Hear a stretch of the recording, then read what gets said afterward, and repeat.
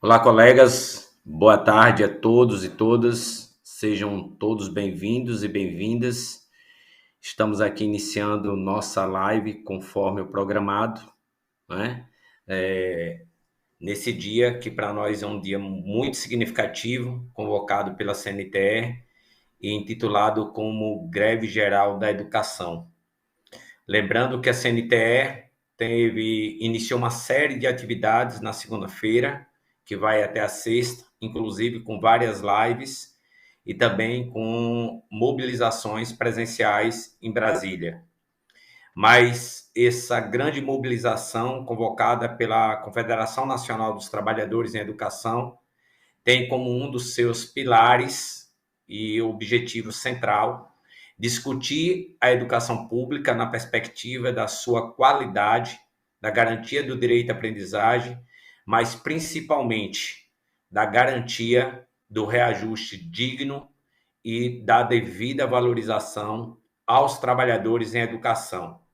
Estamos vivendo um cenário no país em que os gestores, aqueles em quem confiamos através do voto, a capacidade de governar e administrar os recursos públicos, usando de forma estratégica e sorrateira para tirar de nós o devido direito ao piso do magistério, inclusive com ações sendo ingressadas na justiça e achando quórum para isso por parte de alguns juízes federais que têm suspendido a portaria interministerial 067 de 2022, que teve como objetivo o reajuste do piso.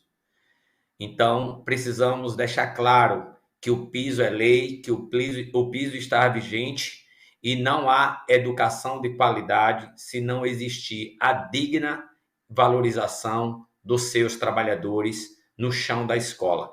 Por isso que precisamos defender sim o piso, precisamos defender uma legislação que nos dê mais estabilidade e segurança com relação ao reajuste do piso, para que não sofremos todos os anos essa guerra e essa batalha que temos que travar nos municípios para fazer valer a lei. Então, saudar aqui, o professor Antônio Mateus, da UFRB, que já está aqui na live conosco, né, que vai fazer uma fala aí, acredito, muito pertinente. Muito obrigado, professor, por ter aceitado esse convite, esse desafio.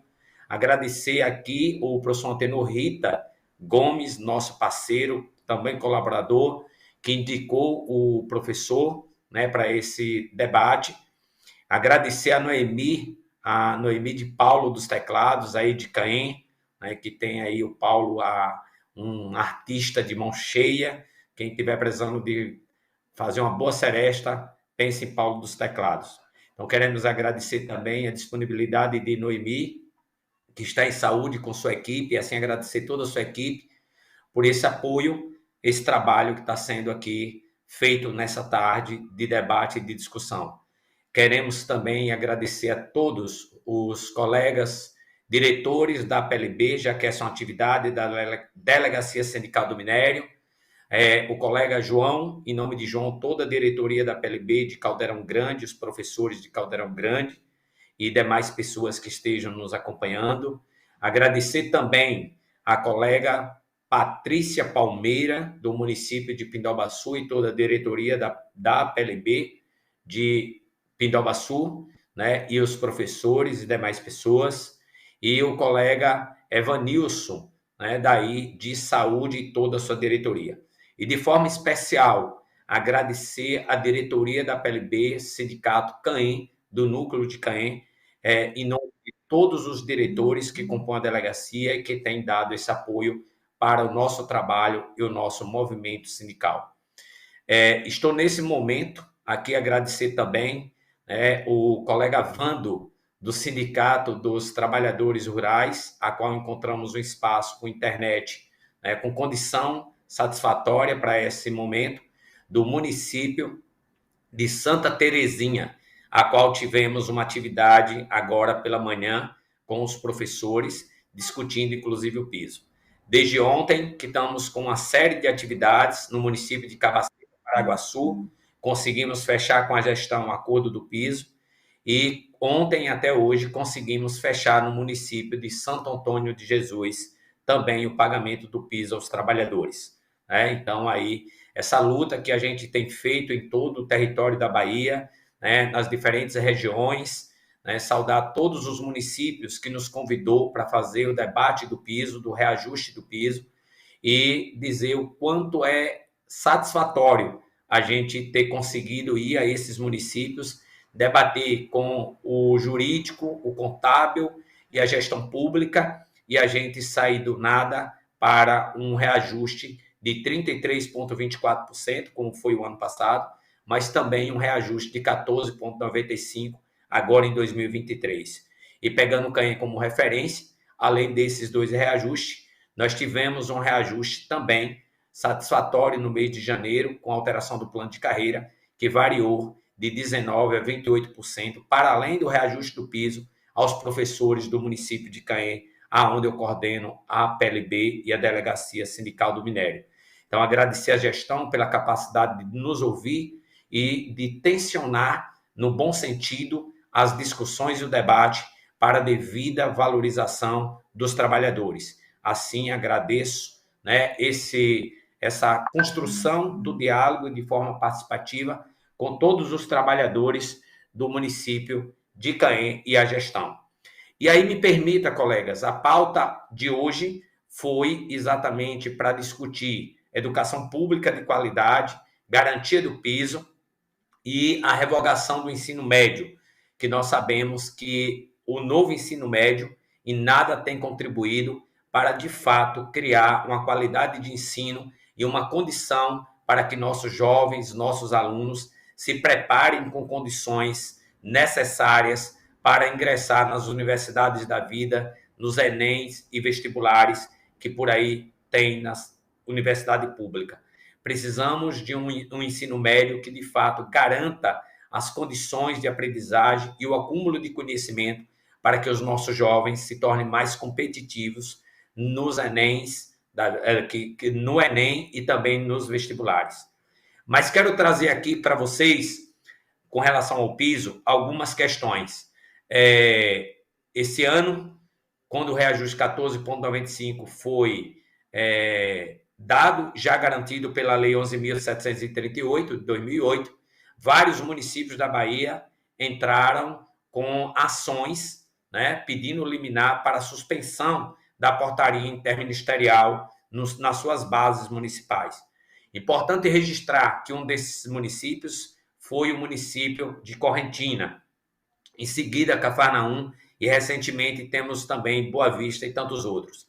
Mas quero falar de forma específica do município de Cafarnaum e de Correntina, porque são referência a esses municípios que a CGU publicou, né, quando a portaria foi suspensa nesses municípios, os juízes, como a União é a parte, é a autora do piso e autora da lei, foi mencionada para que se manifestasse. E aí a CGU, que é a Controladoria Geral da União, se manifestou pedindo que o juiz federal, que tinha concedido a liminar suspendendo a portaria, revogasse a liminar e dessem a obrigatoriedade do cumprimento do piso. As duas decisões, ou melhor, as duas manifestações da CGU, me permita a correção, elas são extremamente importantes em um documento que tem que ser obrigatoriamente lido por cada um de nós, servidores da educação. E esses documentos traz entre a questão de dizer que o piso é lei, né, que a lei do piso 11.638 está vigente, a fórmula de cálculo aplicada também para o reajuste do piso é correta, e aí a própria manifestação da CGU traz a ADIM, né, de 2011, que teve Joaquim Barbosa como relator, hoje ministro aposentado, consolidando a lei do piso como válida. Em 2020, quando a lei 14.113 foi aprovada, uma série de estados da federação, a exemplo de Minas Gerais, Rio Grande do Norte, Santa Catarina e outros, entraram com a ADIM dizendo que a Lei 11.738 teria perdido vigência por conta da aprovação da nova lei do Fundeb, né? E que a fórmula de cálculo também para o reajuste do piso não fazia mais sentido, tá? E aí saiu, o relator foi Barroso, e de forma unânime do STF, na ADIM 4848, o Supremo consolidou que a lei do piso está vigente e que a fórmula de cálculo é correta e não há o que se discutir. Então, quando os prefeitos, nas suas bases, tentam, né, inventar a roda ou achar que a Terra, né, é uma esfera plana, como já se disse anteriormente aí, né, no passado, tão recente, precisamos entender que nós já temos o entendimento da Corte Máxima desse país, compreendendo que a lei do piso está vigente e que a fórmula de cálculo está correta. Então, todo o parecer da CGU, ela fundamenta os dois pareceres nesse entendimento e nessa compreensão. E os pareceres, inclusive, trazem mais duas discussões que é relevante por demais para nós. O primeiro é aquele entendimento que quando a gente senta nos municípios para discutir o reajuste do piso, nós ouvimos das contabilidades públicas e da gestão que muitas vezes não pode dar o reajuste porque vai ultrapassar a lei de responsabilidade fiscal e o reajuste vai elevar para além dos 54%, que é o limite máximo que o gestor pode ter em despesa com o pessoal. Então, as manifestações da CGU, elas já trazem os entendimentos dos tribunais de conta, certo? E traz lá, inclusive, os pareceres desses tribunais, que os prefeitos, os gestores, sejam estaduais ou municipais ou distrital, não podem deixar de dar o reajuste do piso aos professores, mesmo que para isso ultrapasse os 54% que a lei coloca como limite. Por quê? Se ficar comprovado na análise das contas do prefeito que ultrapassou 54 por motivo do reajuste, aquilo que foi ultrapassado por conta do reajuste será desconsiderado e não terá qualquer punidade ou punição ao gestor, seja de multa ou por conta de uma ação de improbidade administrativa. Então, lá já tem um entendimento, inclusive, que a lei de responsabilidade não é impedimento para o reajuste do piso dos professores. Mas, além desse entendimento, a CGU ainda traz um outro entendimento, que é o entendimento de que, da mesma forma e maneira que a Lei 11.738 tem a obrigatoriedade de ser cumprida, tem que ser também cumprido nas suas bases os planos de carreira municipais, né, carreira e remuneração, que institui a carreira dos servidores em cada uma de suas bases.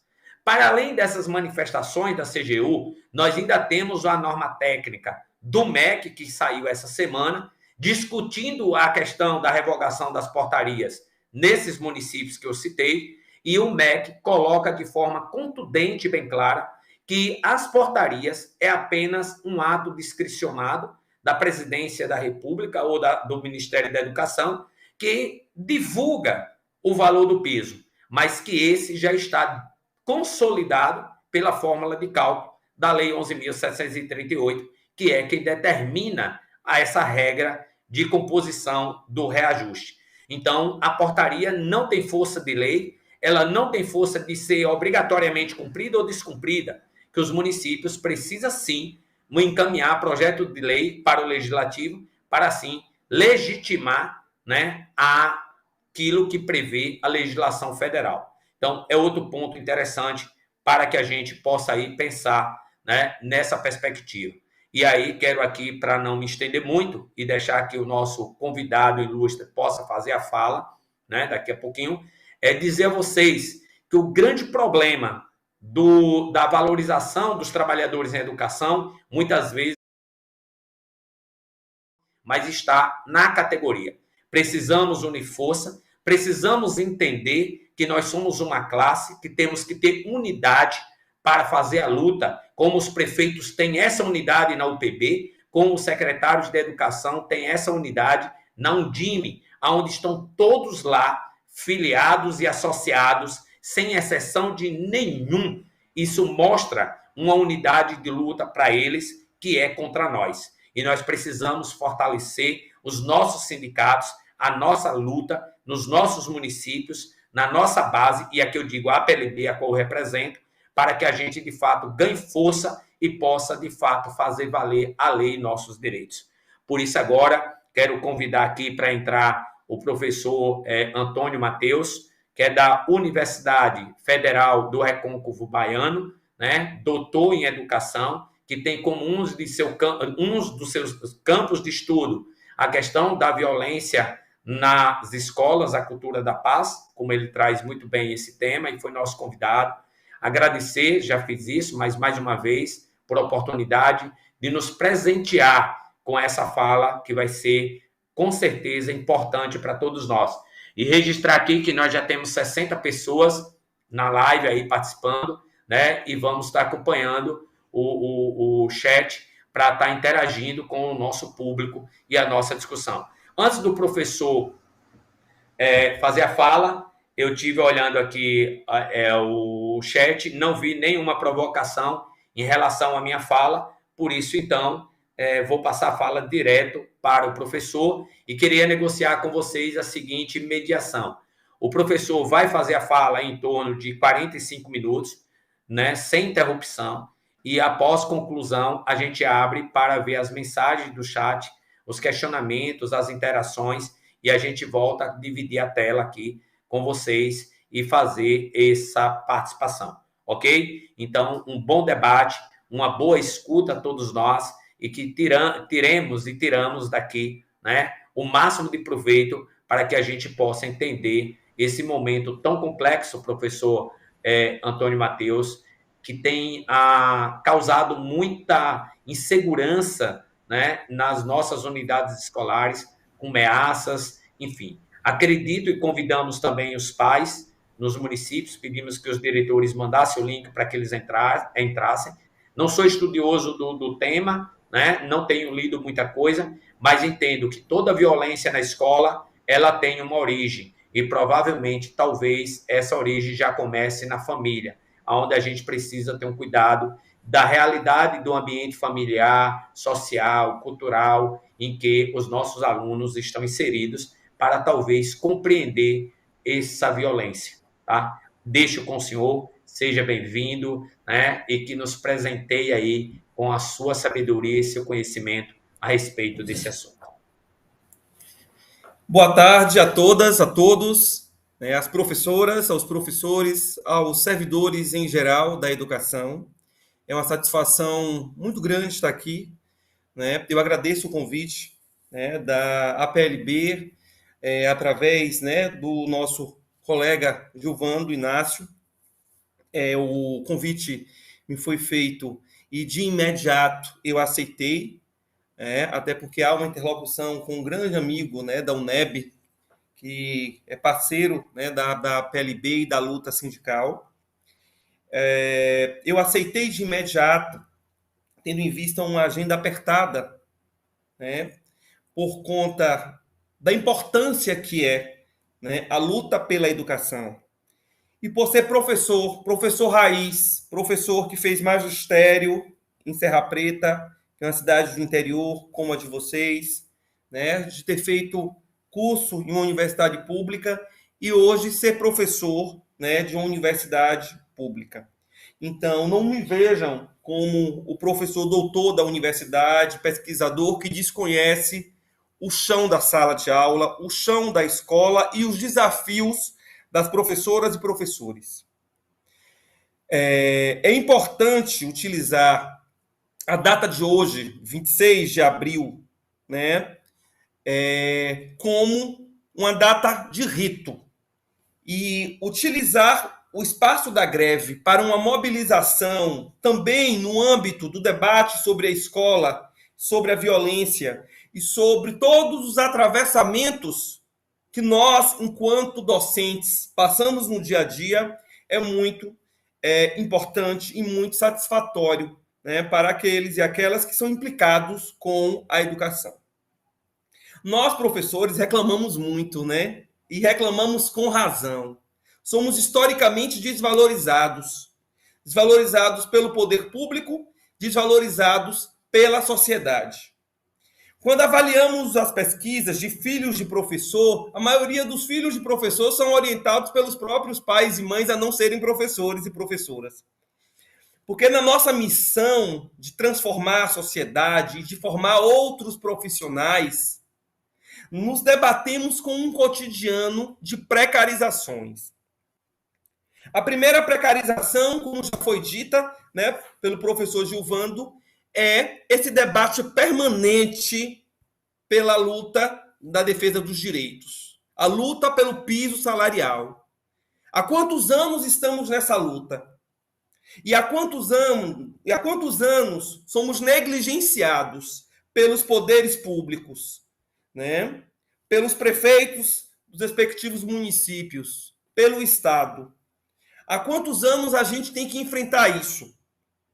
E para além dessa demanda, que é uma demanda existencial, porque a gente precisa ter nossas contas pagas, a gente precisa, né, ter uma vida minimamente com qualidade para que a nossa prática educativa seja efetiva, temos um novo desafio, que é conter com cotidianos singulares e específicos, que é lutar, né, contra a precarização no âmbito das unidades escolares e da escola. A PLB é um sindicato de professores que tem quase 70 anos, 69, né, na minha última pesquisa. Apesar de singularidades, a depender, né, da delegacia sindical, a gente percebe que é uma entidade muito importante na defesa, né, na defesa da luta permanente dos professores. E a nossa pergunta, antes de adentrar ao tema que selecionamos para hoje, será que em pleno século XXI, a sociedade civil, os poderes públicos, não se deram conta do sentido e da importância do ser docente? Será que precisamos sempre estar repetindo: pague o meu dinheiro, pague o meu salário digno, respeite o piso salarial? Temos que estar o tempo todo falando: olha, as matrizes curriculares e a política nacional de educação não pode ser autocrática, vinda de cima para baixo. É importante, antes de qualquer mudança, no que se refere à política de ensino e ao sistema de ensino, se consultar o professor que está lá no município, que está lá no distrito da cidade do interior, que trabalha na educação do campo. Porque é esse que conhece a realidade da educação, a realidade dos seus alunos, a realidade do dia a dia, dos cotidianos específicos. Além de toda essa demanda que temos, né, de luta em relação à revogação dessa ficção, né, do novo ensino médio, que isso é uma grande aberração, temos que lutar, né, para ter a garantia do piso salarial. E aí a nossa importância enquanto agente social, ator social. A nossa importância, professor Gilvando, enquanto coletivo. A nossa importância enquanto atores transformadores. E mesmo sabendo que nós, professores, temos algumas divergências, né, no âmbito particular, com esse ou aquele colega, temos que nos unir em prol de uma causa que é única. Porque quando eu falo educador, educadora, docente, eu estou falando de um coletivo transformador. Então, assim, é importante se ater para uma união que é necessária. E a gente sabe, por experiências, que nos respectivos municípios brasileiros, baianos, há divergências que muitas vezes tentam fragilizar o movimento. interesses políticos, acordos, né? Fofocas. Mas a gente tem que superar isso também para manter a unidade e entender o real sentido de um sindicato e de um coletivo. A luta não é para um, a luta é para todos. A luta é para a sociedade. A luta é para a família, a luta é para os estudantes da escola, a luta é para a transformação no desenvolvimento territorial dos respectivos municípios. Então, pensar a greve geral da educação, pensar esse ato que tem acontecido hoje, é pensar um momento de celebrar a nossa profissão e ampliar a nossa união enquanto segmento, enquanto grupo estrutural da sociedade. Há um teórico que eu sempre utilizo, clássico da sociologia, que se chama Émile Durkheim. Émile Durkheim parte do pressuposto que a sociedade ela se constitui através de 4 instituições básicas.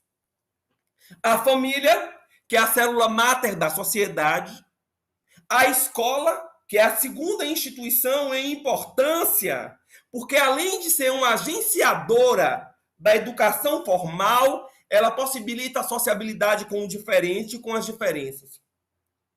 A igreja e o Estado. Para esse autor, essas 4 instituições elas devem reger a sociedade. São apenas essas? Não. Tem outras.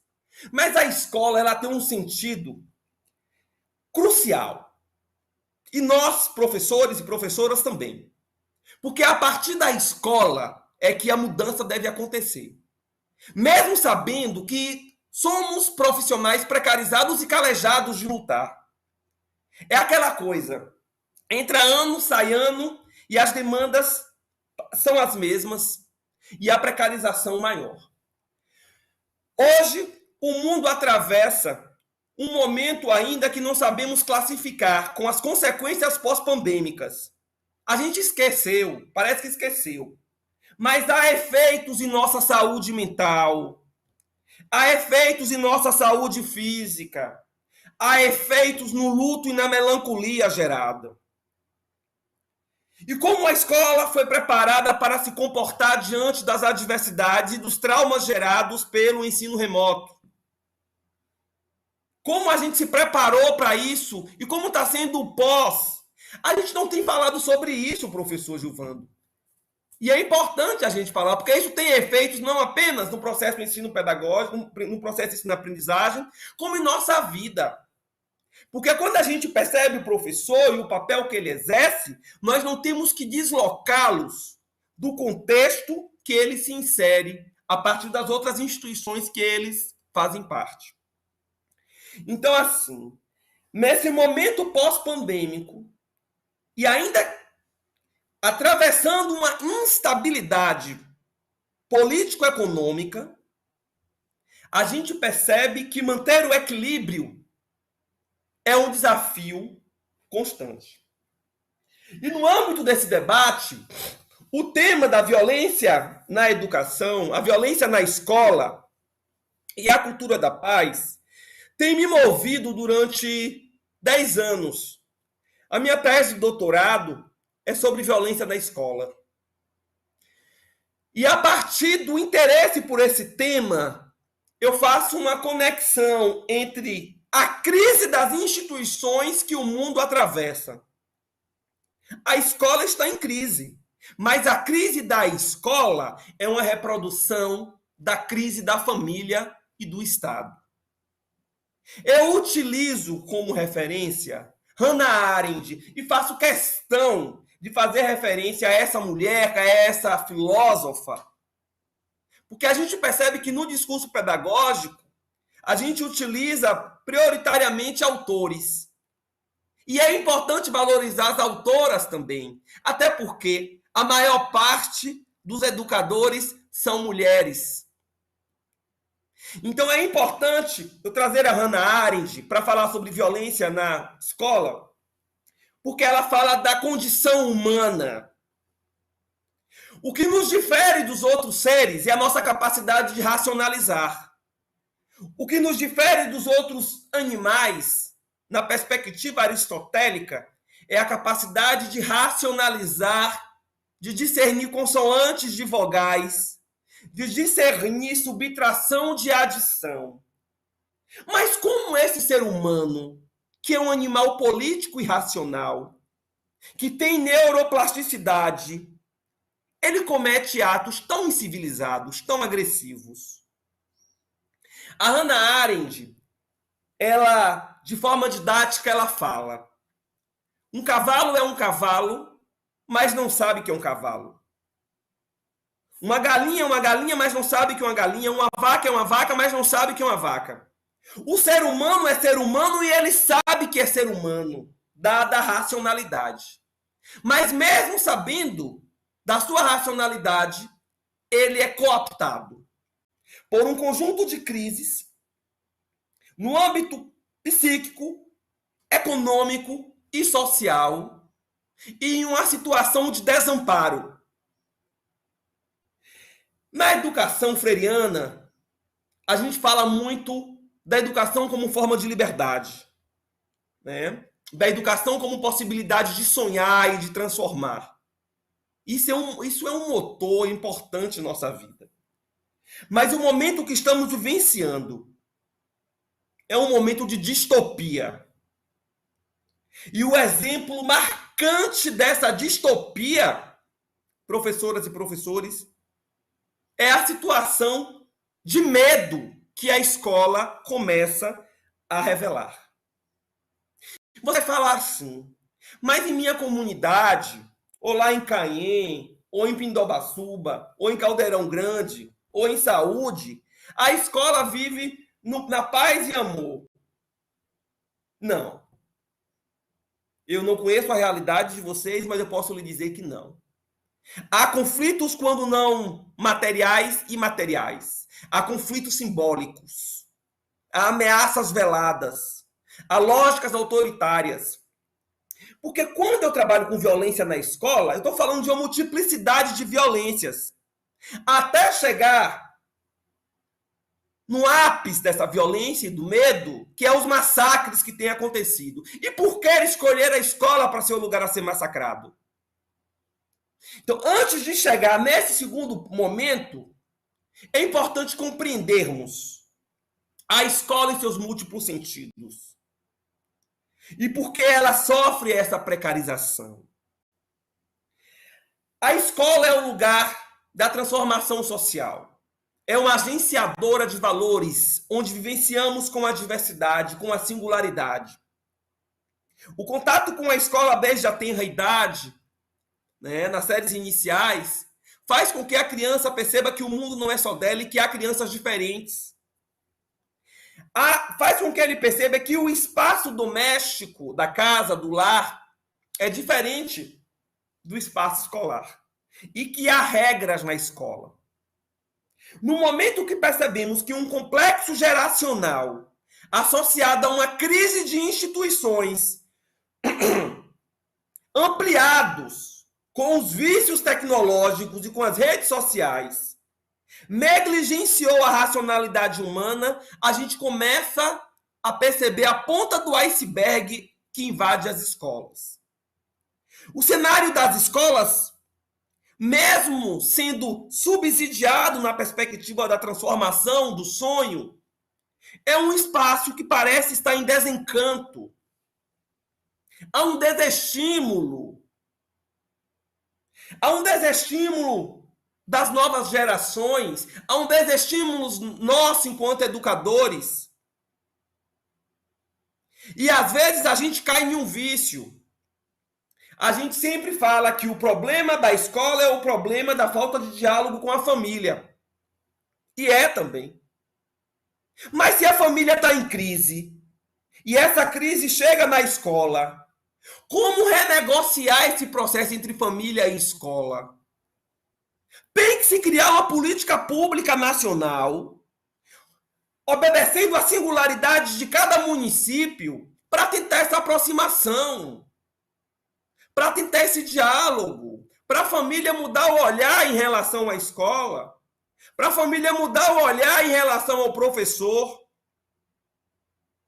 Então, observem que, associado a essas circunstâncias, temos que operacionalizar uma grande crise que estamos vivenciando no âmbito da saúde mental. O número de crianças com problemas na sala de aula é grande. E aí o professor tem que, de uma hora para outra, aprender a ser professor da educação inclusiva. Ou trabalhar na perspectiva das multisséries. Como é que ele dá conta? Não dá conta, adoece. Um outro fenômeno que tem acontecido, professor Gilvando, e você, nas suas andanças em diversos municípios, deve ter visto essa fala ou essa observação, o número de automutilação na escola, o número de crianças adoecidas na escola, o número de crianças com problemas, não aqueles clássicos, TDAH, dislexia e etc. Outros mais perversos.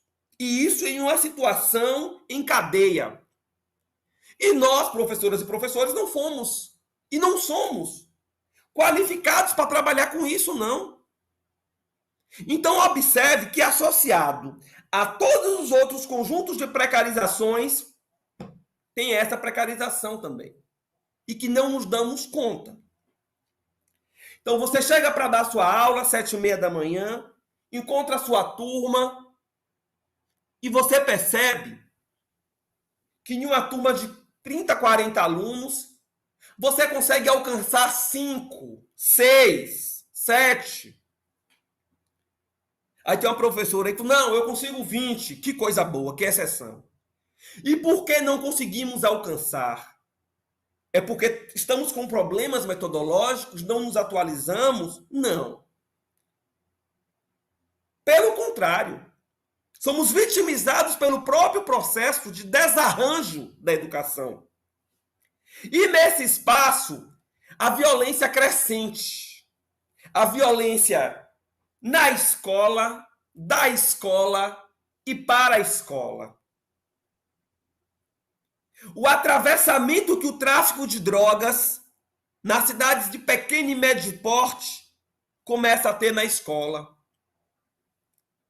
E o professor ali tentando negociar. Então, além de todas as outras obrigações da profissão, aí temos que aprender a lidar com esse aluno que está em um processo de adoecimento, de transtorno, esse outro aluno que está cooptado pelo tráfico de drogas, tem que sofrer ameaça de pais e mães de alunos que acham que o problema da reprovação ou da evasão está associado a nós, e ter que bater na porta do prefeito e da secretária para falar, meu salário veio faltando, cadê meu piso salarial? Então não é fácil, não é fácil realmente. Então, quando falamos da violência na escola, é essa violência que já faz parte do cotidiano e banalizamos, naturalizamos, calejamos. A violência da escola está associado a questões que ainda não conseguimos resolver, que está associado a escolas que parecem casas de detenção, banheiros danificados, pinturas mal feitas, merenda escolar sem qualidade. Por maior que seja o esforço dos servidores da educação, a gente sabe que tem coisas que não dependem só do diretor, da diretora, do vice-diretor e da professora, do professor. Então tem coisas que atravessam isso. Nós já naturalizamos essa coisa de escola com grade, de escola com muro caindo, de escola com banheiro quebrado. Como humanizar esse espaço? Torná-lo agradável? Então, assim, eu falei da violência na escola, da escola, e aqui chega agora, para a escola. Que é essa violência que tem crescido, não apenas em cidades grandes e médias, em cidades pequenas também. Temos vários exemplos. O massacre em Suzano, toda a onda de ameaça que está acontecendo agora em escolas em Salvador, na periferia de Salvador, na periferia de Feira de Santana. A necessidade de chamar a polícia para a escola, de manter a guarda municipal do município ali porque houve uma ameaça. Por que isso? Vocês saberiam me responder?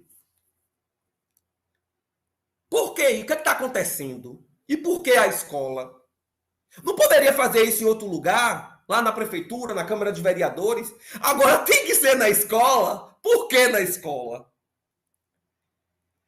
Então, observem que a distopia nesse âmbito aparece quando a gente faz esse questionamento. Aí eu poderia ter várias explicações, mas as explicações elas não vão ser suficientes para tentar resolver essa equação. A escola, e para nós, né, que estudamos, que somos dos anos 70, 80, finalzinho dos 70, 80, a escola era como se fosse um espaço sagrado. E o professor também, né?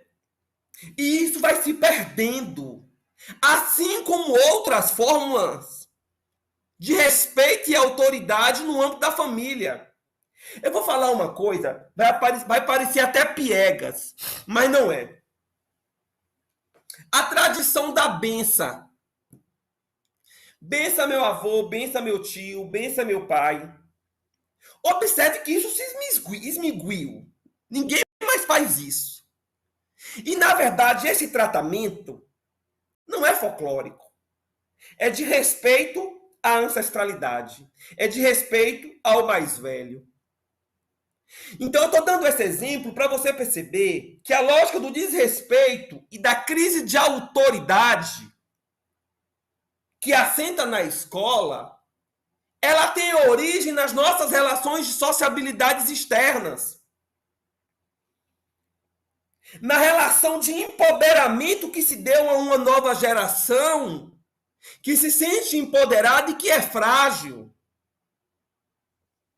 Então, observe que nessa construção de debate, de compreensão das violências na escola, é importante perceber que a escola ela fica no meio de um fogo cruzado de crises de autoridade, de respeito, de alteridade. Eu falei alteridade e autoridade. A alteridade é se colocar no lugar do outro. A autoridade é o exercício, né, do respeito e da legitimidade que você, professora, que você, professor, que você, servidor e servidora da educação, tem a partir do papel que você exerce. Então, nessa crise ampliada com o pós-pandemia, a gente fica se batendo e com medo. A sensação é de medo, a sociedade é de medo. E aí, se eu for utilizar como referência ainda elementos da sociedade, eu revelo para vocês que na próxima década a situação ainda vai ser pior. Porque os pais têm educado os filhos através do celular. O menino começa a chorar, dá o celular para a criatura. Aí o celular fica brincando lá nos jogos. Aquilo acaba com a neuroplasticidade da criatura, da criança. Aí o pai às vezes fala, não vou dar não, mas esse menino faz um escândalo. Menino de 4, 6, 7 anos fazendo, mandando no pai e na mãe. O pai e a mãe cansados de um dia de trabalho, tomam o celular. Então, o que é exceção vira regra. Aí você vem me dizer que isso não tem a ver com a lógica de autoridade dentro da própria sala de aula? Lógico que tem. Então, observe que eu estou falando de uma forma muito ensaística, na perspectiva da escola de Frankfurt, para provocar vocês a pensarem. para provocar vocês a pensarem para no universo familiar micro de vocês, no universo familiar das relações na escola e da escola. Tem uma anedota que diz assim, professor Gilvando. Deus, quando estava fazendo a criação do mundo, ele pensou assim: eu vou criar o melhor profissional. Esse vai ser o melhor mestre, o melhor profissional que vai formar outros profissionais. E aí ele foi e criou o professor. O diabo estava do lado, ouviu isso e falou: não, eu vou criar para contrabater esse outro profissional. Aí foi e criou o colega do professor. Porque mesmo estando unidos aqui, em prol dos nossos direitos, no nosso cotidiano parece que a gente não é tão unido assim. E eu falo isso para vocês de uma forma muito tranquila, porque eu sou professor há 20 anos. E o que eu vejo nas pesquisas, nas escolas, onde eu vou semanalmente, eu vejo na universidade com meu colega professor. Então é assim, Deus quis criar um excelente profissional, aí criou o professor. E o diabo quis criar também, aí criou o amigo do professor. Aí você cria um conflito que impede, inclusive, o dispositivo do trabalho alinhado. Nessa perspectiva, né, onde eu apresento uma profusão de elementos assistemáticos, a gente chega no que estamos vivenciando hoje. Há 2 semanas, os principais jornais do Brasil cobriram violência na escola. Inclusive de um cara que apostou com o outro, tipo assim, bora ver quem faz a maior maldade. Aí foi lá na escola e matou 2 crianças, ou 2 adolescentes. Teve um massacre em Suzano. São diversos massacres. E agora, a última moda da maldade é espalhar nas redes de WhatsApp ameaça em escola. Olha, na escola tal hora, vai acontecer isso e aquilo. Eu estava dando uma entrevista na Record na semana passada e o jornalista perguntou assim: mas o tráfico de drogas não tem interesse na escola? Lógico que tem. Lógico que tem. Se é um espaço onde o adolescente está ali tentando se encontrar em suas vulnerabilidades, é um espaço de cooptação. É um espaço de cooptação. Aí você me pergunta: professor, o senhor ainda não respondeu. E por que a escola vira alvo? Porque a escola é um espaço de virtuosidades. E no momento que você tenta atacar a virtude da sociedade, você amplia a situação de vulnerabilidade e crise. Então, assim, eu vou atacar o espaço da virtuosidade, da moral, dos valores, do bom costume, entre aspas, das disciplinas, da transformação, dos sonhos, da esperança. Aí eu chego lá e espalho o medo, o sangue, cadáveres de crianças, professoras atacadas. Então, observe que há algo muito perverso acontecendo na sociedade e não podemos analisar isso de uma forma positivista. 2 mais 2 igual a 4, isso é aquilo, ação, reação. Não. É tentar compreender, porque a gente percebe que mesmo estando em rede municipal de Canhem, as escolas têm especificidades. A escola do bairro, a escola municipal X é diferente da escola municipal Y, que é diferente da escola do campo. A relação dessas escolas com o território é diferente. E nesse contexto, nós, professores, acabamos por ter que criar uma força, e essa força só se constitui enquanto coletivo, essa força só se constitui enquanto grupo para tentar manter a sanidade. Para manter a sanidade. E é como se a responsabilidade fosse nossa. Sabe? A escola foi atacada, o menino entrou na escola, quebrou não sei o quê, bateu no outro, deu uma facada. Aí vai, de quem é a culpa? Porque sempre, na sociedade vitimista, a gente sempre tenta buscar a culpa. De quem é a culpa? Sabe? Quando, na verdade, nós somos vítimas de um processo diluído. E mesmo tendo que lidar com todos esses condicionantes que afetam diretamente, temos que estar batendo na porta do prefeito, do secretário, temos que estar fazendo greve para ter um piso salarial respeitado, para não ser implementado um novo ensino médio alienígena. Então, assim, o ato pedagógico aciona a vida ativa na perspectiva de Hannah Arendt. E nós, enquanto educadores, nos constituímos através da forma que elaboramos intelecções com o mundo.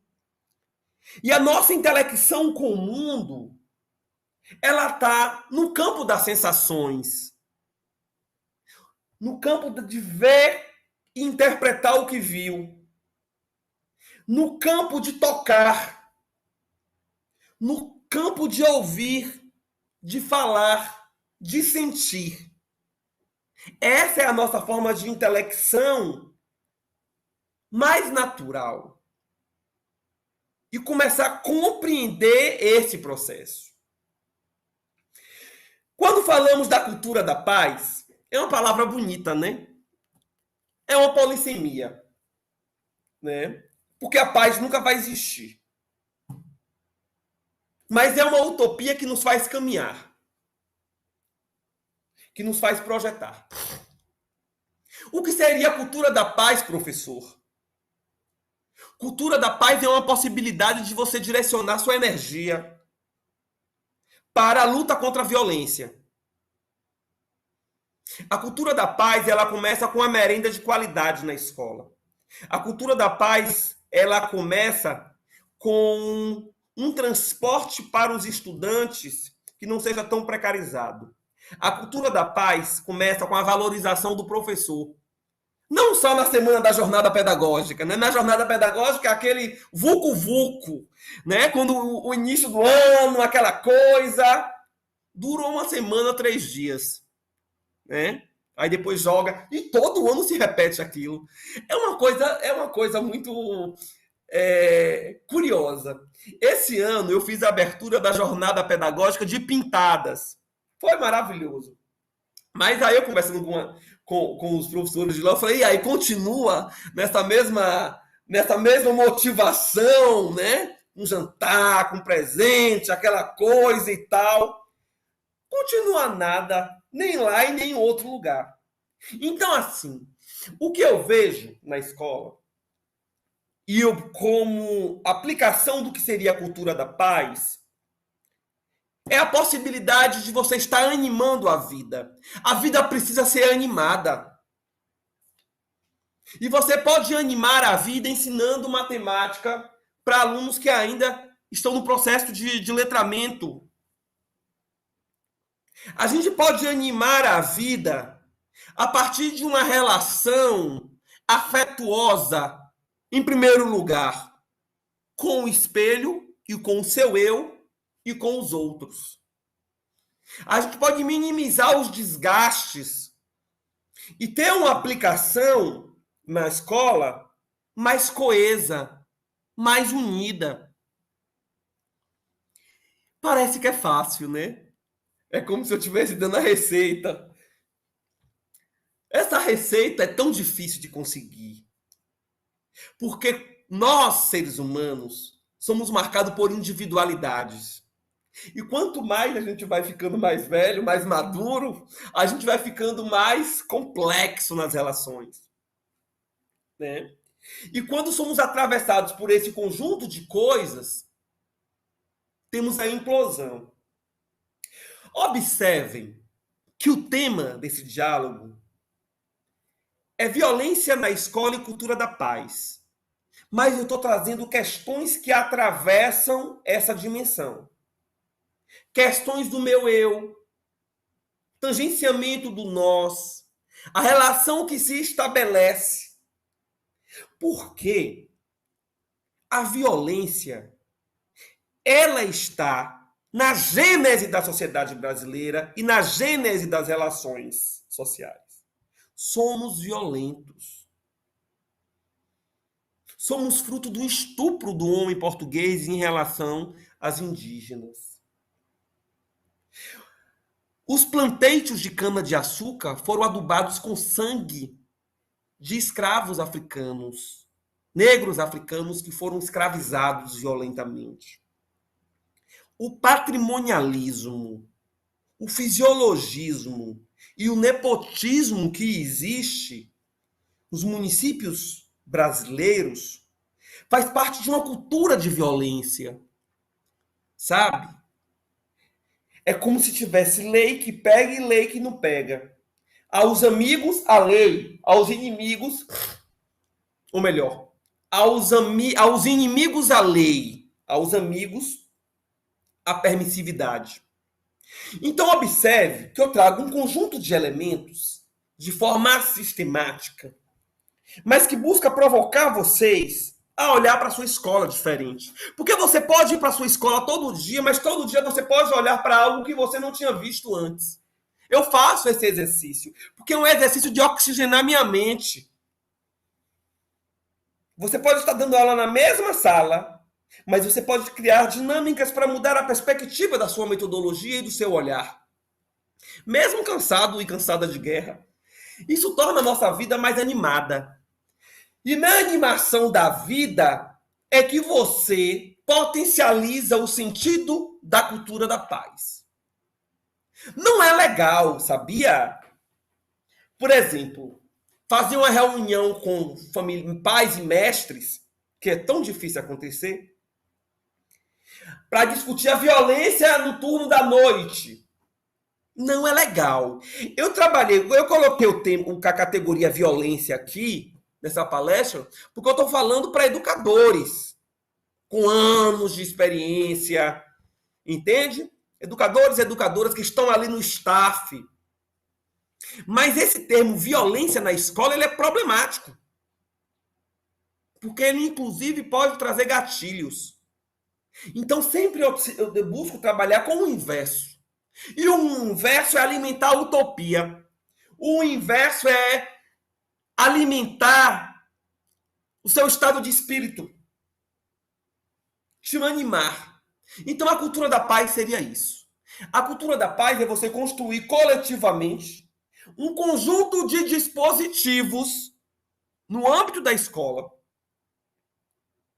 Como esses dispositivos, professor? É aquela ficção da interdisciplinaridade? Porque a gente adora falar da interdisciplinaridade, mas nunca acontece, né?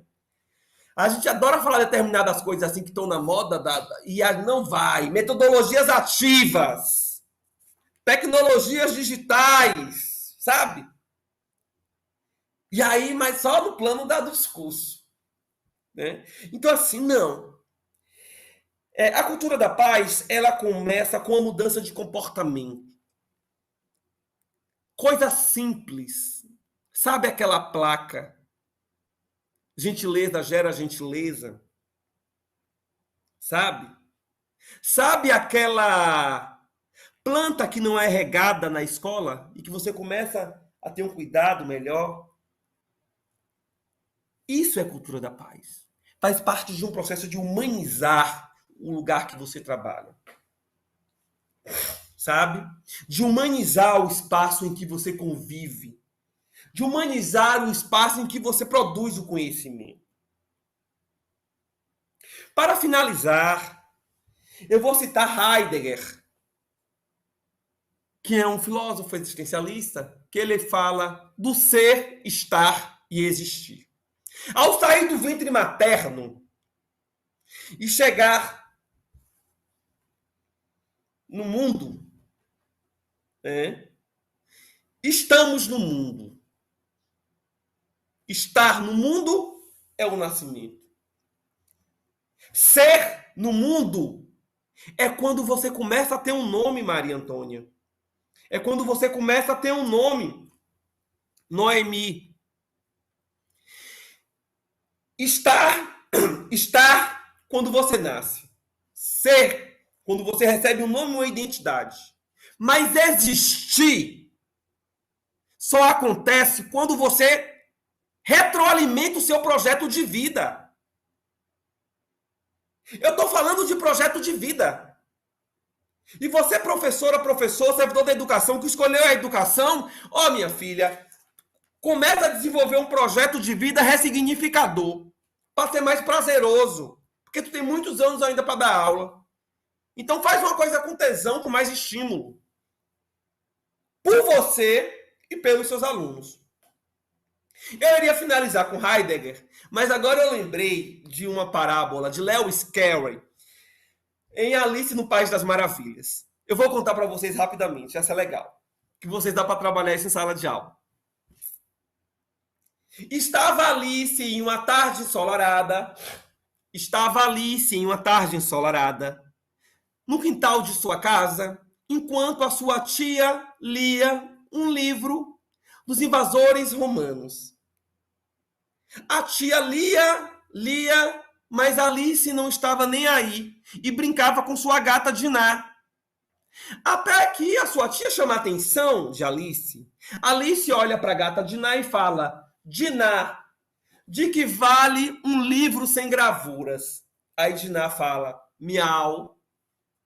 Nesse meio termo, passa um coelho saltitando, que tirava um relógio do bolso e ficava: é tarde, é tarde, é tarde. É tarde, é tarde, é tarde. Aí Alice: o que é aquilo? E sai correndo atrás desse coelho. E entra em um buraco atrás desse coelho. Diná não, Diná, gato é esperto, né? Diná não foi. E Alice caiu atrás desse coelho branco, que estava com o relógio falando: é tarde, é tarde, é tarde. Quando ela está caindo, ela adormece. E aí ela começa a problematizar, porque ela começa a se bater em pássaros que não são pássaros, são morcegos. São morcegos que não são pássaros, são camundongos voadores. Aí ela fala: meu Deus, onde é que eu estou? Aí ela lembra: será que minha tia deu o pires de leite da minha gata Diná? E ela começa a cair, até que ela chega em um lugar e que precisa escolher uma porta. E ela entra em uma das portas. Quando ela entra em uma das portas, ela encontra o gato listrado. E aí ela pergunta ao gato listrado: o senhor viu um coelho branco passar com o relógio aqui? Para onde ele foi? Aí o gato listrado, o gato risonho, olha para ela e fala: hahaha. E ela desesperada: por favor, seu gato, me diga, para onde foi esse coelho? Aí o gato risonho olha para a cara dele e fala: hahaha. Por favor, me diga. Aí o gato risonho ele fala: para quem não sabe onde quer chegar, qualquer caminho serve. Para quem não sabe onde quer chegar, qualquer caminho serve.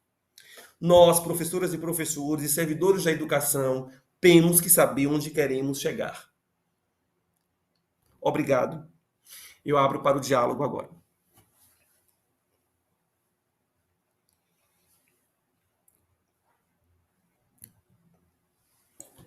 Que maravilha, professor Antônio Matheus.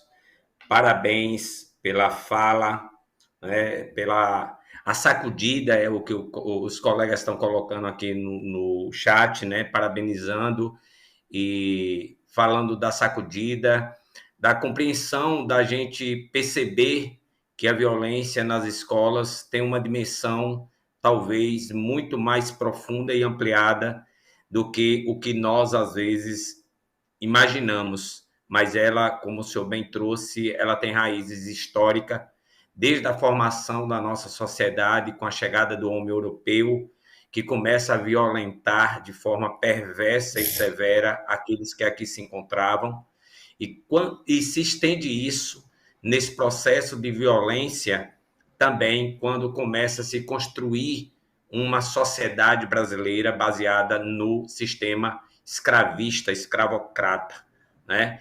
E que a gente percebe, importante fazer essa ponte com sua fala, é que essa violência que o senhor traz como uma origem que hoje brota na escola, ela também está brotando nas ruas, com a violência policial contra os negros, né? Contra aqueles que têm uma orientação sexual diferente. A gente está acompanhando aí na televisão o caso do jovem baiano que foi morto, queimado por dois pastores, porque os dois pastores praticando um ato sexual, e para que não revelar o tabu religioso disso, né? As pessoas se escondendo atrás de uma religiosidade, e tudo isso é violência. E a gente não para perceber o quanto é violento essas atitudes de amordaçamento, né, das famílias, de não aceitar determinadas realidades,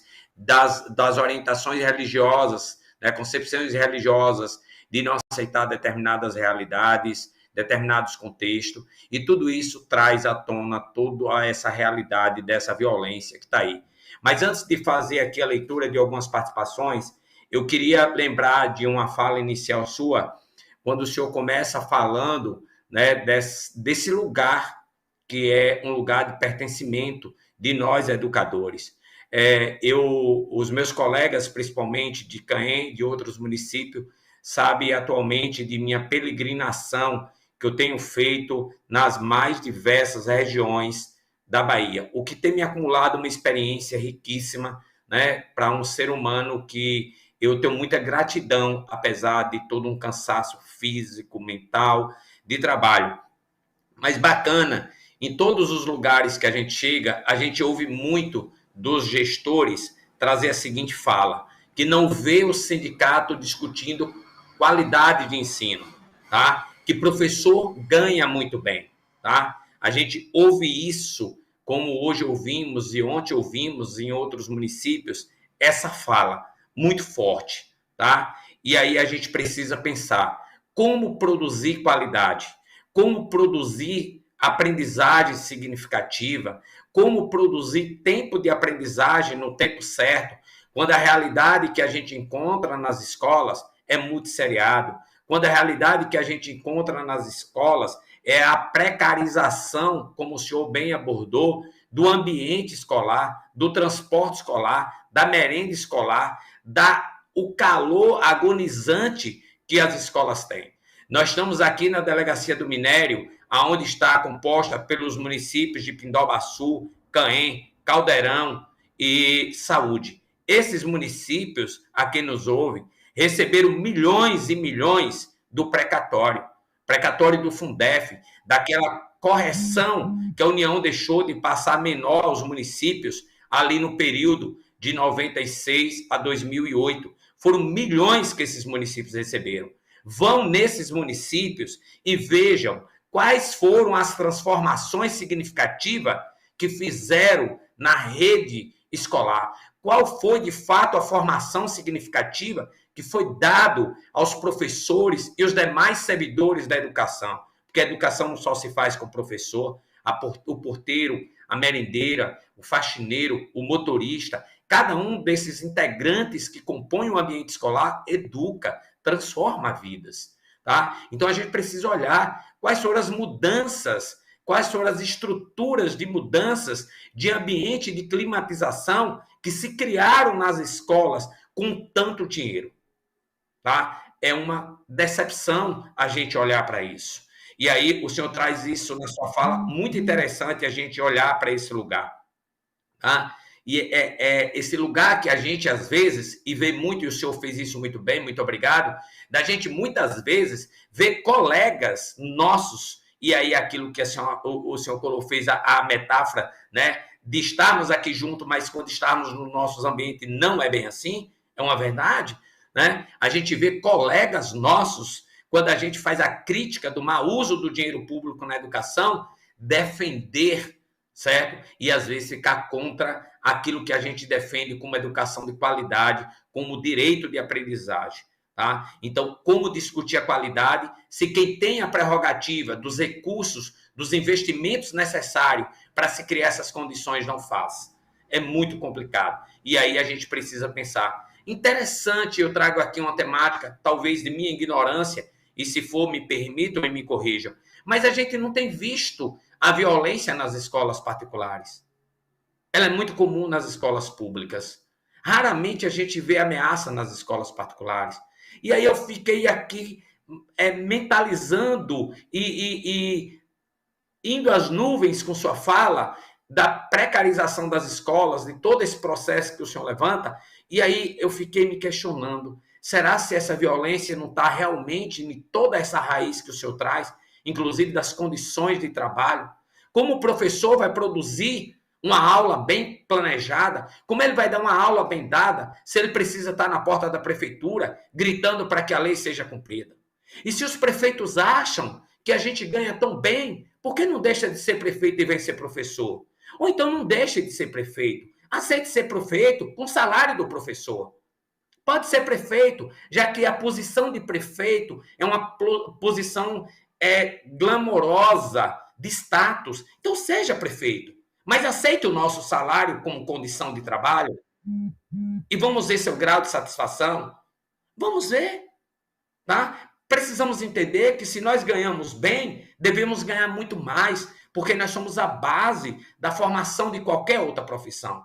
Sem o professor, nós não tínhamos, inclusive, essa oportunidade de estar aqui, que isso daqui é o conhecimento. A tecnologia vem do fruto do conhecimento, conhecimento sistematizado. Sem a educação, sem o conhecimento, nós não tínhamos civilização.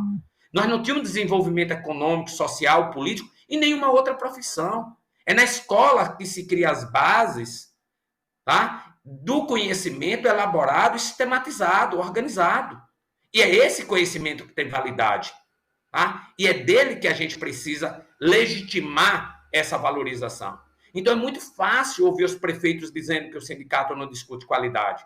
E por que eles não discutem o papel deles, que é a valorização? E investe na infraestrutura para que a qualidade aconteça. Então isso é importante a gente pensar nisso. Tá?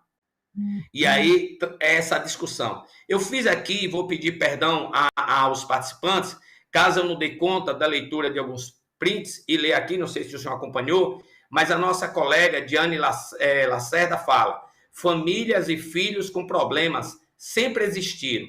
E porque só agora teve esse aumento de casos de violência? Pergunte ao professor, né? Aí ela traz para o senhor responder. Por sua vez, a colega Jaqueline Santos diz: das redes sociais, buscando suprir o que não se tem mais, coisas simples de relações sociais e da necessidade humana. Ninguém tem mais tempo para aí e para o outro. Tempo de tempo de qualidade e de cuidados.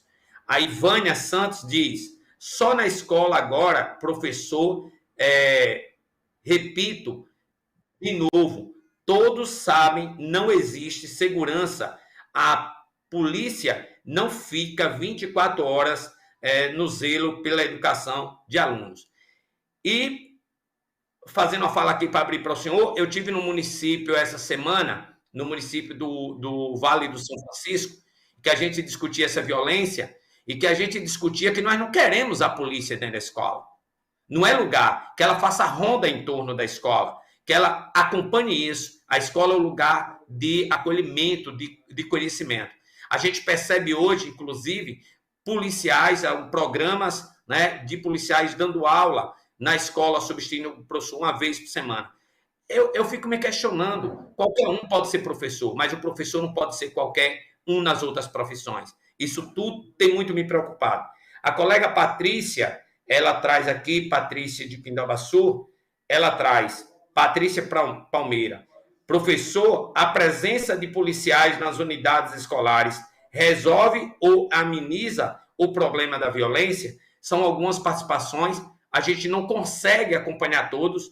até porque eu estou em Santa Terezinha, o professor Antônio Mateus está em Cachoeira, se não me foge a memória, né? Noemi está em Saúde, e nós estamos cada um em uma sala individualizada, tendo que, ao mesmo tempo, interagir, né? Aqui no Zap, dialogando, alinhando as coisas e acompanhando o chat. Então, a gente pede perdão e eu abro aí para que o professor também possa fazer a fala em relação a esses comentários.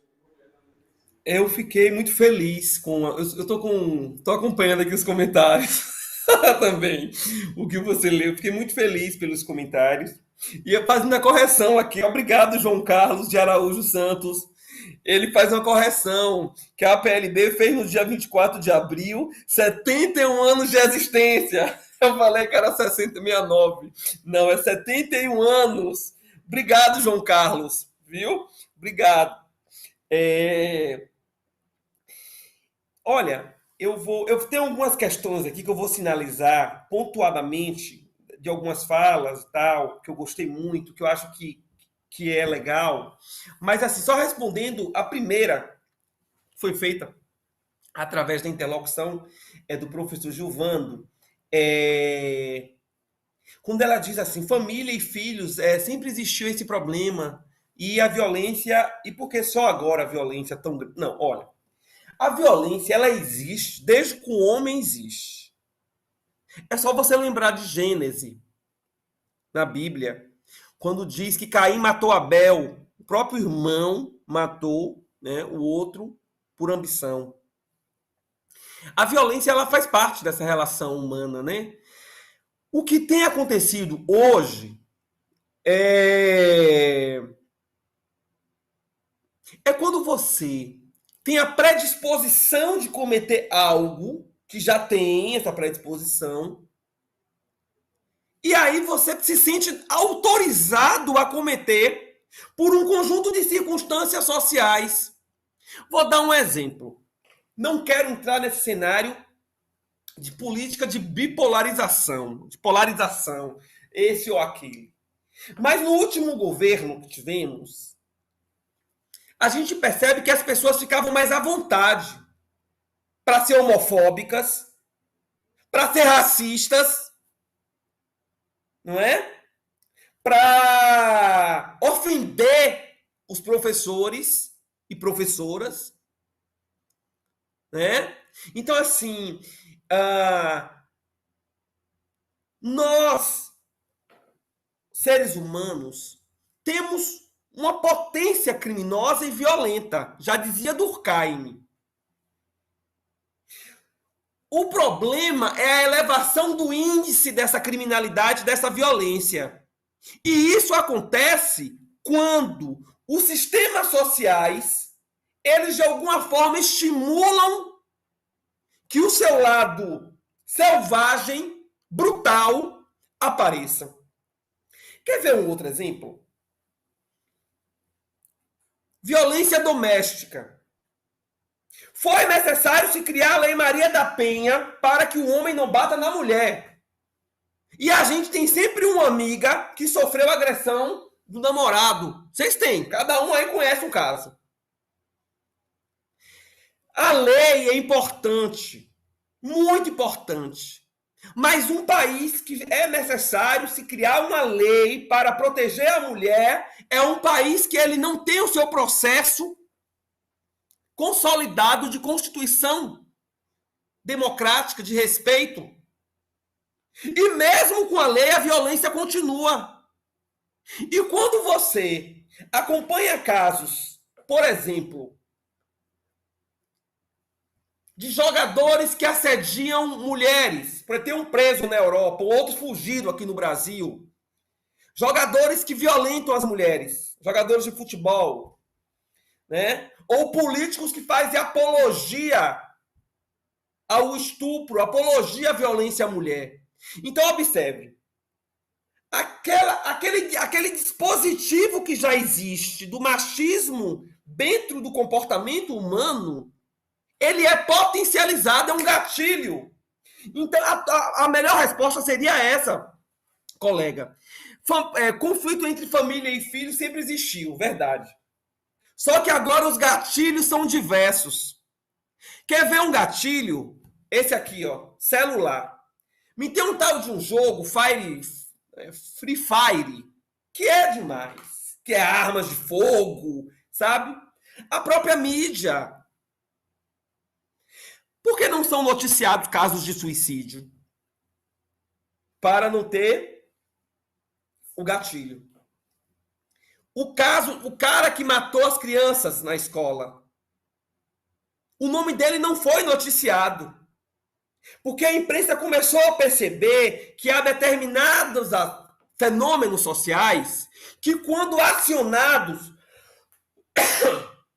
pode despertar na pessoa esse desejo delinquente. Sabe? Ou seja, ó, tem a Lei Maria da Penha, eu posso ser preso, mas eu vou bater minha mulher e vou continuar batendo. Porque a mulher é minha. A propriedade é minha.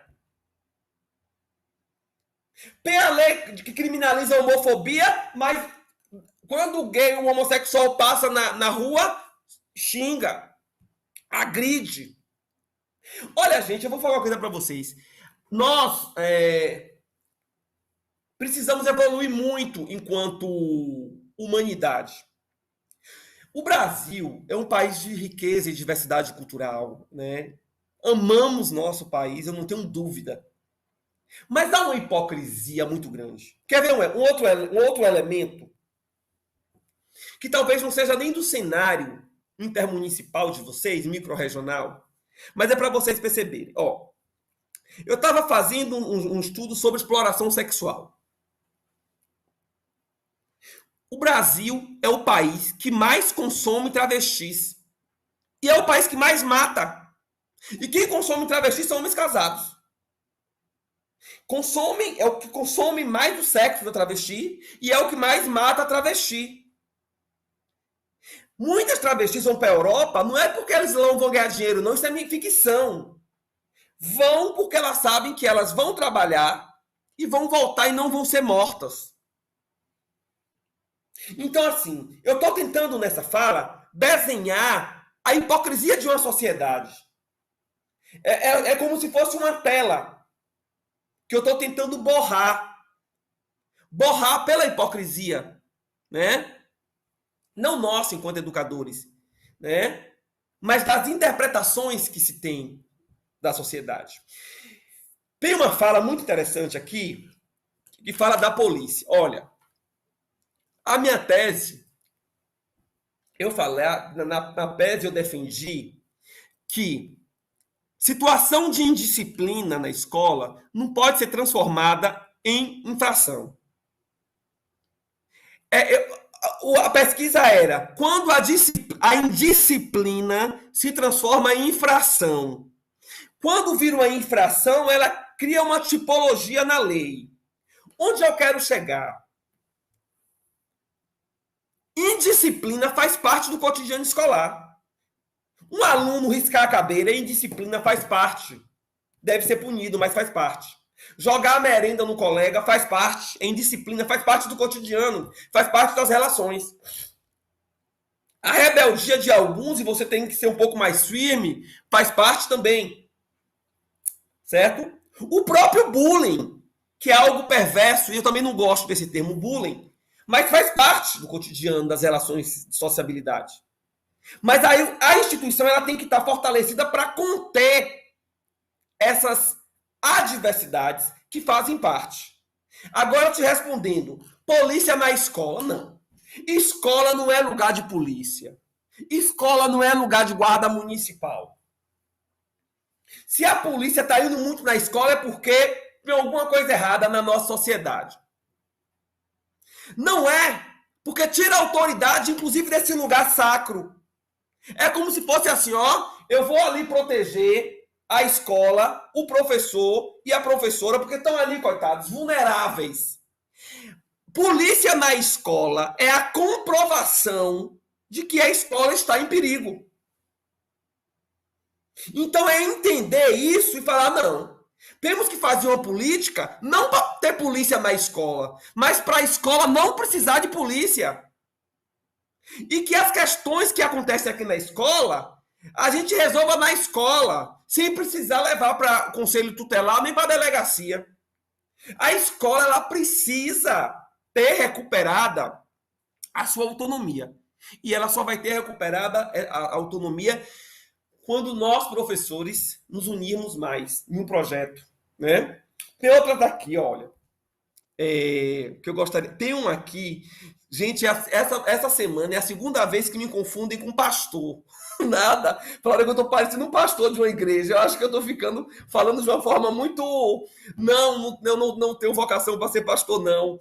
Viu? Eu não tenho, né? Mas é mais fácil ser de religiões de matriz africanas do que ser de religiões neopentecostais. Mas eu sou aberto ao ecumenismo, à diversidade, ao respeito de todas as religiões. É, Aqui tem uma questão em relação à Honda. Honda, professor, em uma viatura. Ah, sim. Essa coisa da Honda na escola. Eu acho, professor Gilvando, que isso deve ser pauta, inclusive, do debate da PLB. Sabe? Esse debate em relação a até que ponto a polícia na escola é positivo para a escola. Até que ponto a polícia na escola dá segurança à escola? Porque eu acho que não. Eu acho que ela cria a ideia, sabe? Cria aquela falsa ideia de segurança. Então, assim, eu acho que isso tem que ser pauta, porque às vezes a gente pensa que o problema da violência para a escola vai ser acionada com o carro da polícia, com o guarda municipal, quando na verdade não é.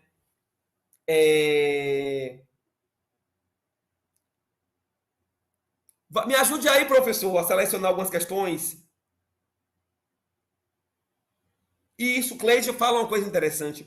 Cleide, como é que tá você? Cleide Oliveira fala: é fácil mostrar quando os outros são preconceituosos, mas quando nossas atitudes também achamos normal. Mas é isso mesmo. É assim, Cleide, ó. A pergunta é assim: você é preconceituosa? Aí você fala: não sou. Aí eu te pergunto: você conhece alguém que é? Aí você fala: eu conheço. Sabe? É mais ou menos isso. É tipo assim, minha prima, minha amiga, alguém que eu conheço. Porque a gente não tem essa. E quando, na verdade, todos nós estamos passando por um processo de letramento decolonial, de epistemologias decoloniais. Né? Eu acho que deu uma travada aí, não foi? Vocês estão me ouvindo, gente?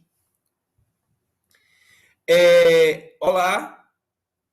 Então, aqui, Ana Lúcia, deslumbrado com essas discussões. Parabéns, Antônio, parabéns a Gilvando, a todos os espectadores. Obrigado, Ana Lúcia.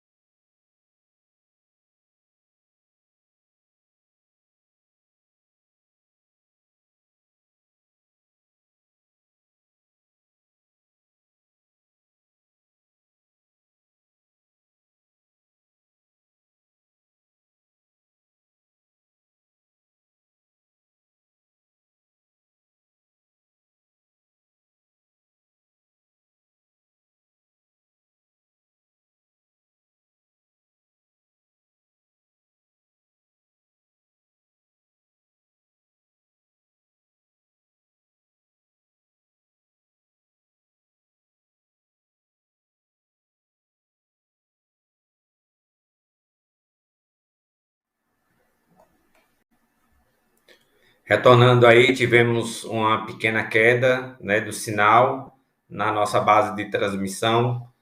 Pedimos desculpas aos nossos colegas e estamos retomando. E aí, dando continuidade, né, nos comentários do chat, né, a gente aqui também a professora Juscelma Feitosa, que é também coordenadora da PLB, aí falando do direito de reconhecimento pelo trabalho, e são várias e várias mensagens.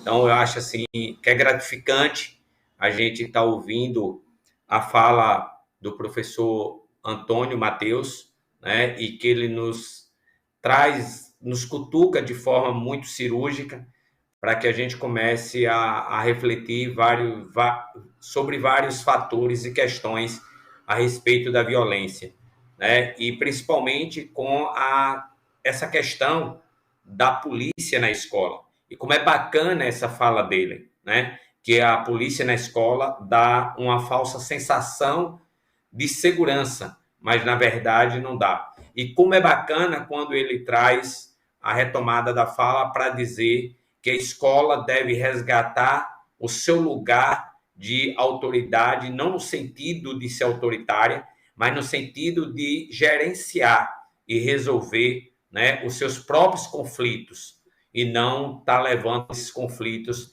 para gerar problemas talvez maiores do que o próprio problema. Então, muito bacana, estava retomando aqui, professor, devolvo a fala ao senhor para que o senhor possa concluir, estava só interagindo enquanto o senhor retornava. Pode No continuar, âmbito, obrigado.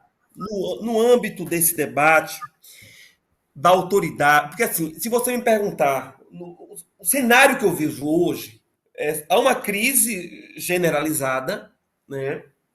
Nós não sabemos ainda lidar com isso, por conta também das nossas necessidades de luta permanente. A gente fica dividido na luta pelo direito e na luta para manter a escola em pé. A gente fica dividido entre dois espaços, né? Dividindo essa força. Eu tenho percebido que o principal problema está associado a uma crise do complexo geracional. O que é isso? Há um teórico chamado Karl Marheim que diz que nós não conseguimos estabelecer uma linguagem com determinados grupos mais jovens ou com crianças, e que essa falta de conexão de linguagem pode dificultar uma relação de sinergia. E ampliando essa situação na linguagem de comunicação, professor-aluno, ao atravessamento da relação com uma família, que as pessoas às vezes chamam de família desestruturada, mas não existe isso de família desestruturada, não. Vamos corrigir isso, que isso é anos 80. O que existe é famílias em situação de vulnerabilidade, famílias em situação de desarranjo. Essa coisa de família estruturada é uma coisa muito machista, que parte do pressuposto que a família, o desenho da família é a mulher casada com o marido, aturando o marido machista, 2 ou 3 filhos, o cachorro, o gato, a mesa com flores, a geladeira cheia de imãs de viagem, né? A avó indo lá final de semana. Esse modelo de família estruturada é o que seria ideal em uma sociedade patriarcal, né? Mas o que tem acontecido com a família é uma crise de autoridade, volto a repetir, um conjunto de vulnerabilidades no que se refere aos acessos e uma falta de comunicação. É porque assim, os pais também não conseguem comunicar com seus filhos. Aqui mesmo, entre esses 100 professores que estão aí,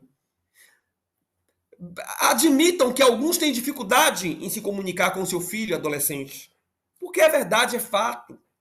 É como se eles adquirissem novos códigos e que a gente tem que estar sempre negociando. Então, o que eu percebo nesse complexo geracional é que você tem jovens com falso empoderamento, mas frágeis e dependentes, e que entra nesse negócio da negociação. E isso tudo acarreta essa situação da violência. Porque quem comete violência é quem está se sentindo... Quem comete a violência é o fracassado. Quem comete o ato da violência é como se fosse a tentativa de incorporação de força e poder através de um ato incivilizado. O praticante da violência é o fracassado que não consegue estabelecer uma outra relação, só consegue aquela, braçal ou através de uma arma. Então, observe que o ato violento, a agressão física, moral, simbólica, ela está associada a um desejo de potência, que é negligenciado e que você força, sabe? E aí você pratica o ato. Observe que é um conceito polissêmico. É um conceito polissêmico porque pode ser conceituado de diversas formas. Mas no âmbito da escola, a gente precisa situar, certo? E perceber a violência e as múltiplas violências. O professor Gilvando, ele tangenciou temas aí que eu não quis entrar logo na fala dele, que eu achei interessante.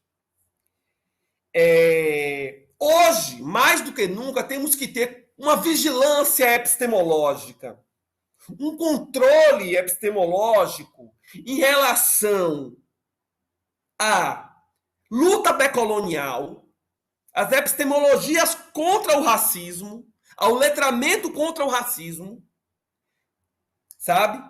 A luta em defesa do feminismo, a luta em defesa das minorias. Porque se um aluno ele sofre um preconceito por ser homossexual na escola, ou uma aluna, né, que tá gordinha, sofre esse preconceito, ela gerenciona um trauma. Aí vai vir agora a professora Cleide novamente. Cleide fala assim: mas professor, no meu tempo acontecia essas coisas e nem por isso eu fiquei com trauma. Sabe? Que a gente fala muito isso, professor, né? A gente adora falar essa coisa. Porque no meu tempo tinha isso na escola, tinha a Olivia Palito, tinha a menina que era chamada de cabelo de bombril, e o povo não ia, agora é mimimi. Não, é racismo. Isso é racismo. Sabe? Isso é uma violência simbólica. A mesma coisa nós que somos do interior, às vezes a gente tá indo pro psicólogo, pro psiquiatra, a gente fica com vergonha de falar que tá tomando remédio. Chama tarja preta o remédio, né? Fica com vergonha. Tô tomando meu tarja preta. A pessoa esconde. Porque se criou o estigma de que a saúde, quem vai para psicólogo e psiquiatra é doido. Aí eu conversando com minha mãe, eu falei: mãe, a senhora tá precisando de um psiquiatra. Aí ela fala: se você tá me chamando de doida, eu falei: não é, mãe. É porque quando a pessoa chega em um determinado momento da vida, a gente precisa disso sempre. Ou seja, o que é que eu estou fazendo com esse diálogo? É desmitificando análise, acompanhamento com psicólogo, com psiquiatra, para quem tem condição, a possibilidade de ter. É importante. No Setembro Amarelo, eu sempre trabalho com essa perspectiva. As pessoas vão para os CAPs nos municípios com vergonha escondida. Tem um remédio para comprar na farmácia, compra escondido. Porque se tem um estigma do louco, né, e da louca. Então, assim, essas coisas a gente não consegue mais equacionar, a gente precisa trabalhar com isso. Isso eu estou dando exemplo de elementos de cultura da paz. É você tirar a roupa, você desnudar determinados preconceitos que estão ali dentro da escola. Sabe? Olha, no seu tempo você poderia chamar a menina de Olivia Palito e hoje você não pode. Não, se você fizer, é crime. E você tem que coibir seu aluno de fazer isso. Se seu aluno ele está iniciando um processo de orientação sexual e você dá vazão para o que o colega dê risada, você está cometendo também uma conivência com a geração de um trauma. A gente não pode ficar comparando os anos 80 com os 2021, não. Mateus de agora é Mateus diferente de ontem. Porque nós, humanos, somos heraclicanos. Não entramos no mesmo rio mais de 2 vezes. Ao entrar e sair, na segunda vez o rio não vai ser mais o mesmo e você não vai ser mais a mesma pessoa. Tem coisas que a gente reproduz e sempre fala: no meu tempo não era assim. Não era e não era para ser e as coisas mudaram. Eu estou falando, pegando esses temas, que são temas associados à transversalidade do campo da violência, da cultura da paz, para vocês perceberem como é complexo lidar com isso. E muitas vezes nós precisamos fazer uma vigilância em nossa fala, enquanto educador, enquanto educadora, enquanto servidor da educação. Precisamos fazer uma vigilância epistemológica das nossas brincadeiras e da nossa fala. O tempo todo. Às vezes eu me flagro cometendo gafes, preconceitos, discriminação na altura do campeonato. Então, assim, e por que falhamos, mesmo saber? Porque há uma estrutura na sociedade patriarcal que nos contaminou, gente. A gente está em um processo de descontaminação. Os casos de racismo que a gente acompanha pela TV, os casos de feminicídio que a gente acompanha. Ah, sempre existiu. Sim, sempre existiu e nunca foi solucionado. E ainda em pleno século XXI não foi solucionado. Então, eu estou trabalhando com um elemento da cultura que é a cultura da violência. Né? Então, é isso aí, meus queridos e queridas. Se tiver mais alguma pergunta, me perguntem que eu estou aqui para responder.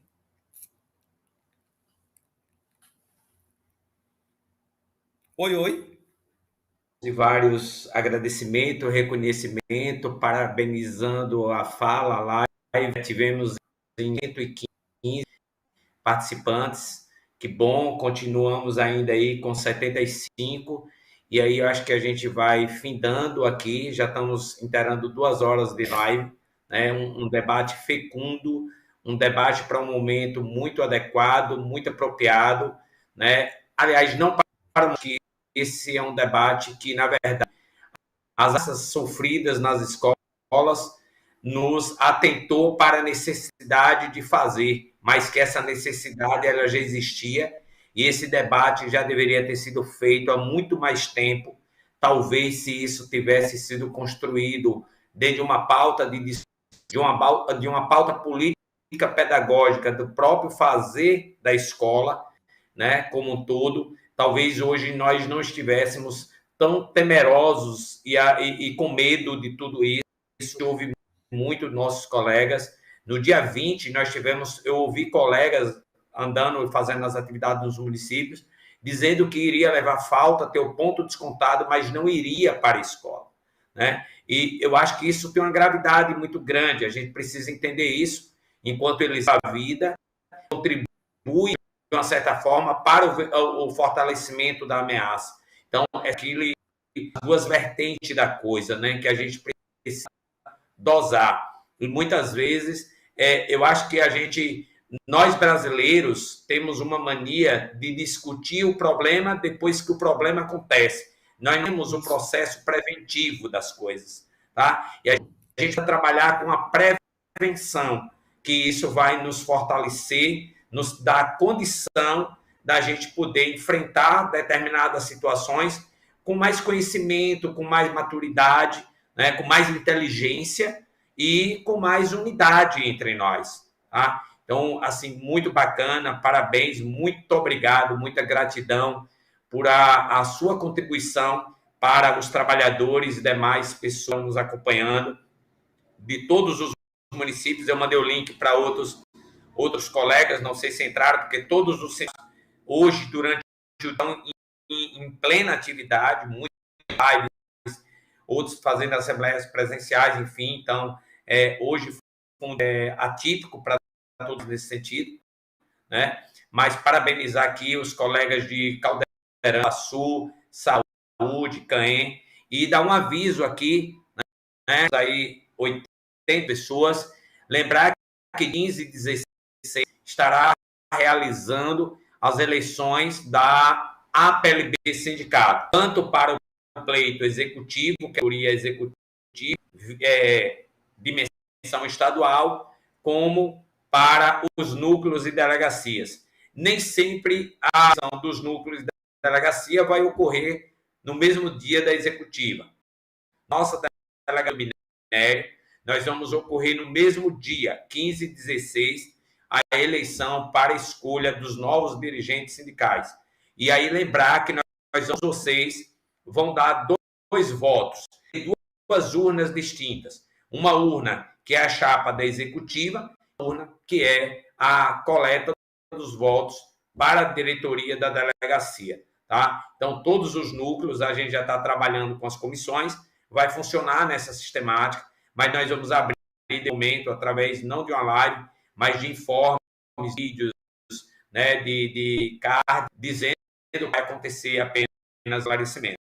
Queremos agradecer a participação, né, o reconhecimento de cada um e de cada uma de vocês aqui que esteve presente, o menor, agora se mantendo aí. Muito obrigado, né? Espero que a gente tenha contribuído não só para a discussão da violência, mas também para a discussão do nosso lugar enquanto sujeitos e sujeitas, atores e atrizes transformadas de uma sociedade transformadora do mundo em um lugar melhor para se viver.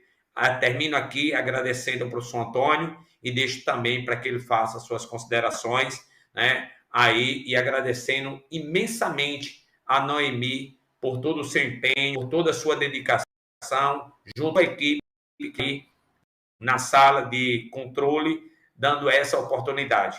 Muito obrigado a todos vocês, tanto ao professor como a nossa colaboradora, mas também aos participantes. Gratidão. Obrigado pelo esse momento, Ju. Né, em nome de Júlio Inácio de Oliveira, né, isso, toda a equipe da PLB, Delegacia Sindical do Nério, toda essa turma aí que participou, né, isso mostra a implicação, isso mostra desejo de mudança. Eu gostei muito, né, da interação. Eu sabia que estava dando certo, aí depois que eu fui ver os comentários, eu falei, olha, deu certo. Porque, assim, em uma live, às vezes, a gente tem que desenvolver uma metodologia de transmitir na fala emoção também, né? Porque nós, seres humanos e educadores, somos movidos por afetos, né?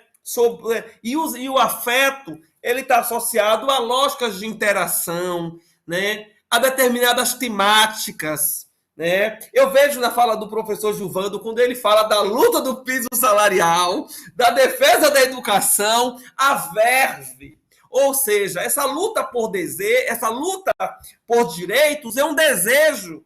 Então, nós temos que buscar sempre acionar, né, esses desejos que pulsam em nós para fazer as coisas acontecerem. Eu gostei muito da interação. Eu agradeço a Noemi Cruz. Quando eu for conhecer a região de vocês, eu vou querer, né, um show aí com seu esposo do teclado, né? Para ele tocar para a gente, fazer uma coisa com os professores. Como é o nome dele, né, Gilvando? Paulo dos teclados é pai. Paulo dos teclados, entendeu? Noemi, mande um abraço para ele. Gilvando, mais uma vez eu agradeço. Agradeço à Delegacia Sindical do Minério e a todas e todos que participaram desse debate. E assim, eu finalizo essa palestra agradecendo a energia, a vibe, a possibilidade de transformar a greve em um momento de adesão, em um momento de luta e de reflexão sobre o nosso papel social, né? E eu lhe ofereço essas duas pautas, Gilvando, para você levar, né, para suas pautas na PLB e onde você participa, que é a questão da saúde mental na escola, que não tem sido feito nada, né? A saúde mental na escola e essa reflexão sobre a política. Acho que essas duas pautas interagem e elas têm que estar presentes tem que estar presente enquanto pedido de observação e cuidado. A saúde mental na escola e a questão dessa polícia e dessa ronda. E aí eu finalizo e agradeço a todos. Uma satisfação muito grande mesmo. Ok, professor Antônio, exatamente essa questão da saúde mental e da saúde do professor é uma das pautas que a gente vem trabalhando com um projeto que a gente tem levado aos municípios chamado de reordenamento e reestruturação da rede para garantir aquilo que a lei prevê, que é 13 horas aulas ao professor para que ele tenha tempo de planejar, realizar suas atividades na própria escola sem precisar levar a mala do prazer para casa. Hoje mesmo aqui no município de Santa Terezinha, a gente estava discutindo uma professora do primário que tem 40 horas, que é uma professora dedicada, é responsável com seus alunos, ela não tem tempo para cuidar da família e viver um momento de lazer para ela, porque ela sai da escola com a mala do prazer para casa, para planejar, corrigir, passa o tempo inteiro com o aluno na escola. A gente precisa ressignificar esse lugar, dando as condições. Não só os alunos estão chegando com um grau de adoecimento nas escolas, mas igualmente nós estamos tendo um grau de adoecimento dos nossos professores e professoras com doenças psicológicas, neurais, cada dia maior e que a gente precisa cuidar disso, porque a educação está doente por vários fatores. Doente pela falta de respeito, doente pela falta de valorização, por tudo isso que nós discutimos nessa live aqui agora à tarde de forma tão brilhante. E nós precisamos retomar esse lugar, ressignificar esse lugar, para que a educação seja um lugar de acolhimento, transformação e construção de futuros, de sonhos, de possibilidade de uma vida melhor. Entendendo que na escola pública, o que nós temos lá são os filhos dos que mais precisam, dos mais necessitados, dos mais pobres. E a escola pública tem que ser um lugar de excelência, um lugar de resultado, um lugar que produza oportunidade de vida às pessoas que só têm a escola como possibilidade para isso e para se transformar enquanto sujeito social. Muito obrigado a cada um de vocês e um forte abraço a todos os nossos colaboradores e participantes.